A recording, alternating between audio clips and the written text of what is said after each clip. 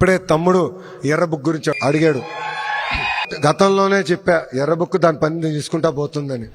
చట్టాన్ని ఉల్లంఘించిన వారు ఎవరిని మేము వదిలిపెట్టట్లేదు, పెట్టము. దాంట్లో ఎలాంటి డౌట్ లేదు. కానీ వాళ్ళు చేశారు గనక మనం చేయాలనుకుంటే చాలా పొరపాటు అవుతుంది. 151-11 అయింది. అది గుర్తుపెట్టుకోవాలి. నేను ఎవరిని వదిలిపెట్టే ప్రసక్తే లేదు. చట్టపరమైన నిర్ణయాలు తీసుకుంటాం, యాక్షన్ తీసుకుంటాం. ఎవరిని వదిలిపెట్టమని ఈ సభాముఖం మీ అందరు తెలుపుకుంటూ, నా తల్లిని అవమానిస్తే నేను వదిలిపెడతానా? మీ తల్లిని అవమానించినా నేను వదిలిపెట్టాను. ఎందుకంటే తల్లి బాధ ఆవేదన చూసిన వాడిని. మా అమ్మ ఏనాడు రాజకీయాల్లోకి రాలేదు.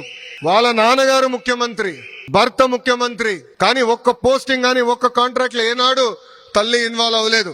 అలాంటి తల్లిని శాసనసభ సాక్షిగా అవమానిస్తే నేను వదిలిపెట్టే ప్రసక్తే ఉండదు.